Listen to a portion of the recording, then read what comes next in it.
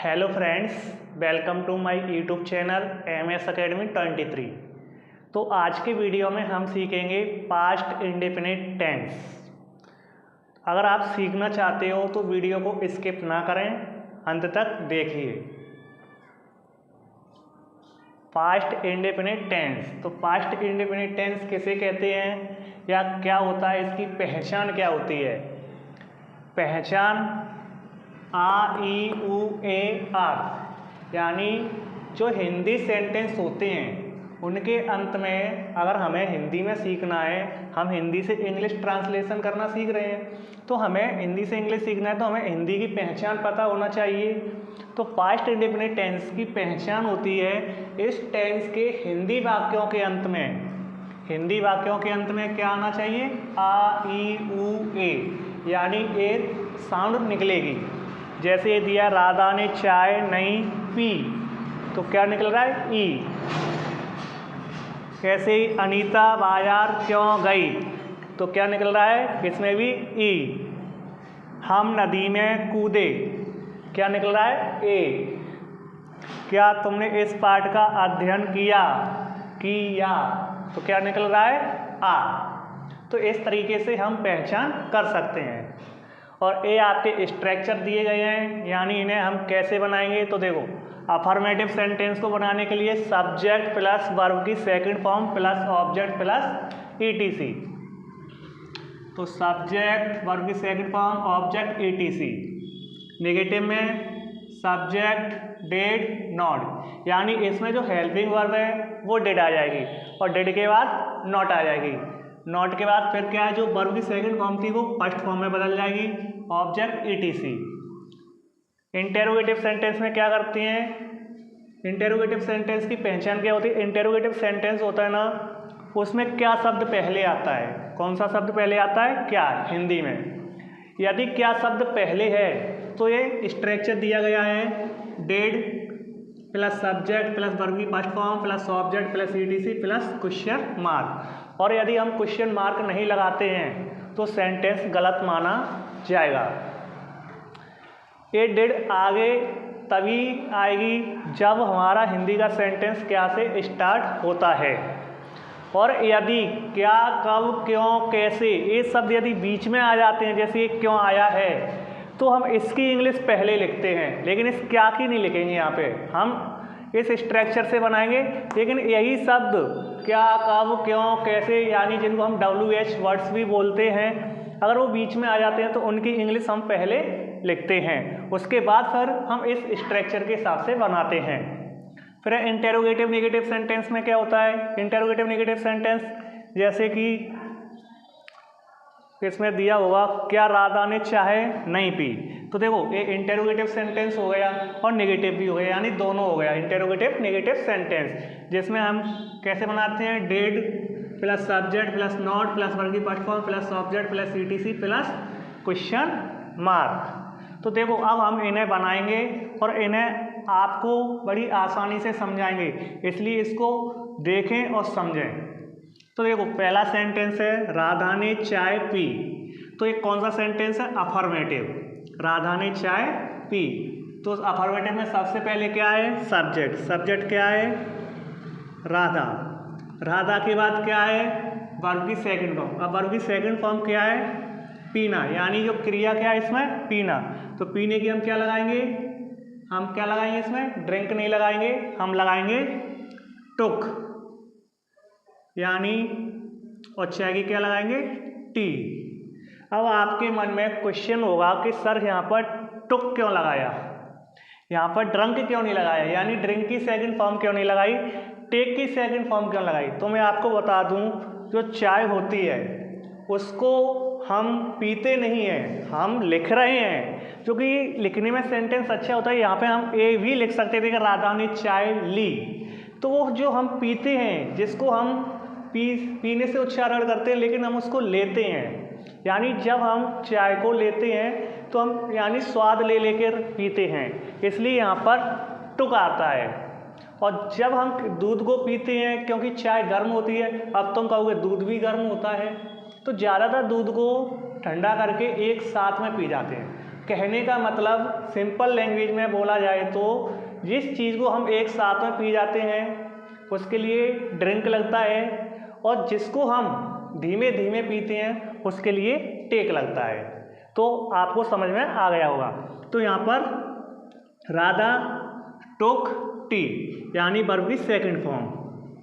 क्या है वर्ब की सेकंड फॉर्म?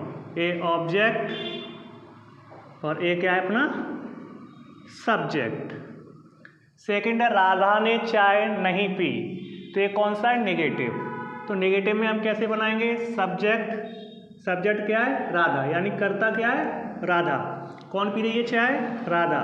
तो राधा, उसके बाद हेल्पिंग वर्ब क्या है इसमें? डिड। अब नहीं शब्द दिया है तो क्या आएगा? नॉट। फिर वर्ब की क्या हो जाएगी? First form. इसमें सेकंड फॉर्म लगी थी और इसमें क्या हो जाएगी? First form. तो फर्स्ट फॉर्म क्या हो जाएगी पीने की? टेक, और चाय की टी। तो आपको समझ में आ गया होगा। अब इसी प्रकार इसी का तीसरा दिया हुआ है यानी इंटेरोगेटिव सेंटेंस का।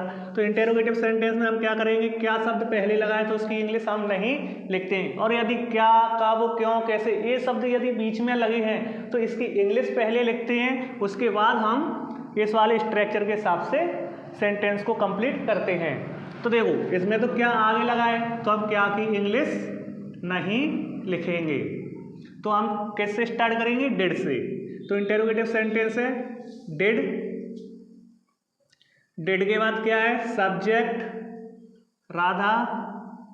राधा के बाद क्या है? वर्ब की फर्स्ट फॉर्म। वर्ब क्या है? पीना, पीने की क्या है? टेक। अब उसके बाद ऑब्जेक्ट क्या है? चाय, तो टेक टी। और लास्ट में ईटीसी है नहीं इसमें, क्वेश्चन मार्क। ईटीसी का मतलब होता है ऐसे हो जाता, क्या राधा ने आज चाय पी, तो जो टुडे वगैरह वो लास्ट में लग जाता वो ईटीसी हो जाता। ठीक है। इसी प्रकार क्या राधा ने चाय नहीं पी, तो देखो इसमें भी क्या शब्द पहले लगा है, इसकी इंग्लिश हम नहीं लिखेंगे लेकिन हम इस वाले स्ट्रक्चर के हिसाब से बनाएंगे। तो क्या शब्द पहले लगा है? तो हेल्पिंग वर्ब हमारी आ जाएगी डिड। उसके बाद सब्जेक्ट राधा, उसके बाद नेगेटिव है ये इंटेरोगेटिव नेगेटिव, तो राधा के बाद यानी सब्जेक्ट के बाद नॉट लगेगा। उसके बाद वर्ब की फर्स्ट फॉर्म। वर्ब क्या है? पीना, तो टेक टी, क्वेश्चन मार्क। तो मैंने ये 4 सेंटेंस है, जो 4 सेंटेंस है वो मैंने एक ही सेंटेंस के दिए, जिससे कि आपको समझ में आ गए होंगे अफर्मेटिव, नेगेटिव, इंटेरोगेटिव, नेगेटिव। अब हम इसको देखते हैं। 5 वाला सेंटेंस क्या कहता है? हम नदी में कूदे। हम नदी में कूदे, तो सब्जेक्ट क्या है? हम की क्या होती है? वी। उसके बाद क्या है? इसमें वर्ब क्या है? कूदना।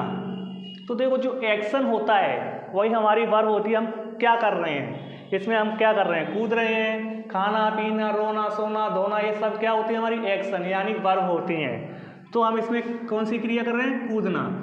तो कूदने की क्या होती है? तो ये अफर्मेटिव वाला है, हम नदी में कूदे। ना तो ये नेगेटिव है ना इंटेरोगेटिव है, ओनली कौन सा है? अफर्मेटिव। तो अफर्मेटिव के लिए मैंने बोला कि वर्ब की सेकंड फॉर्म लगती है, तो हम की वी आ गई। अब कूदने की जंप्ड। जंप होती है हमारी फर्स्ट फॉर्म, और सेकंड फॉर्म के लिए हमने लगा दी इसमें ईडी, तो वी जंप्ड। अब उसके बाद प्रीपोजिशन लग जाएगा। क्या लगेगा यहाँ पे? मैं के लिए।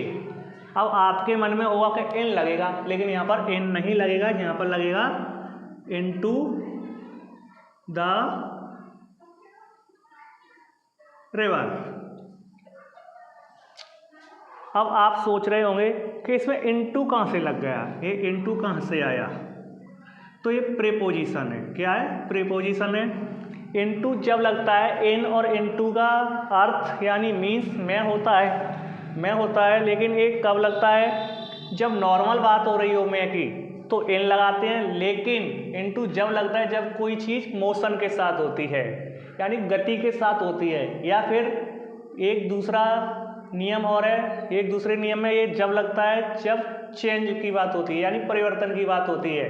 तो ये 2 ही कंडीशन में लगता है ज़्यादातर। एक यानी मोशन की बात होती है गति के साथ, यानी जिसको हम हिंदी में गतिमान बोलते हैं। दूसरा हमारा इनटू कब लगता है? जब परिवर्तन की बात होती है, यानी हम किसी चीज़ को दूसरी चीज़ में चेंज करते हैं, चाहे वो रासायनिक क्रिया की वजह से हो, चाहे कैसे भी हो।